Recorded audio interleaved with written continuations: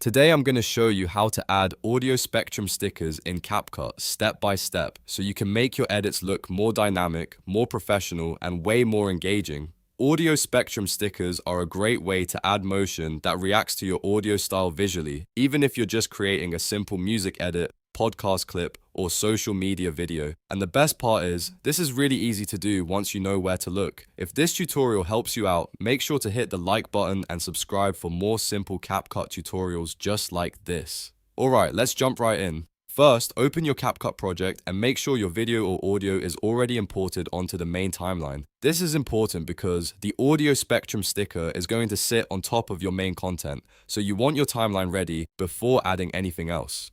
If you're working with music, voiceover, or any other audio track, place it where you want it to be in your edit first. Once your media is on the timeline, look up to the top left functional menu and click on the Stickers tab. This is where CapCut keeps its sticker library, and it's also where you'll find the visual effects that can help make your video feel more alive. After the Stickers panel opens, go to the search bar and type in Audio Wave or Audio Spectrum. Depending on the version of CapCut you're using, the exact sticker name may vary slightly, so it helps to try both search terms if you don't see the result right away. When the Spectrum style sticker appears, hover over the design you want and click the plus icon to add it, or simply drag it directly onto the timeline above your main video or audio track.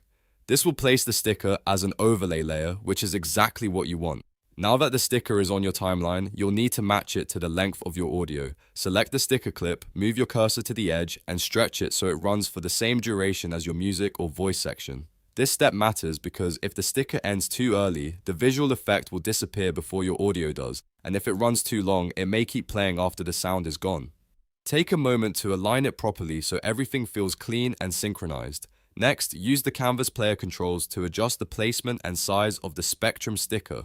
You can resize it, rotate it, or move it around the screen depending on the style you want. For example, you might place it near the bottom of the frame for a subtle look, or center it for a more bold and attention-grabbing design. Try different positions until it fits naturally with your video layout. If you want it to look more polished, keep it away from important text or faces so it doesn't distract from the main content. You can also zoom in a little, if needed, and fine-tune the scale so it feels balanced on screen.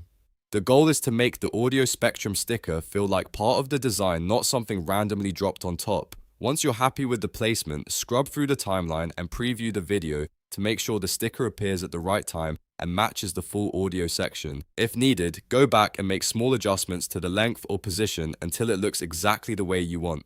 And that's it. You've now added an audio spectrum sticker in CapCut. It only takes a few simple steps, but it can instantly make your video look more polished, more energetic, and more professional. If this video helped you, please remember to like, subscribe, and turn on notifications so you don't miss the next CapCut tutorial. Thanks for watching, and I'll see you in the next one.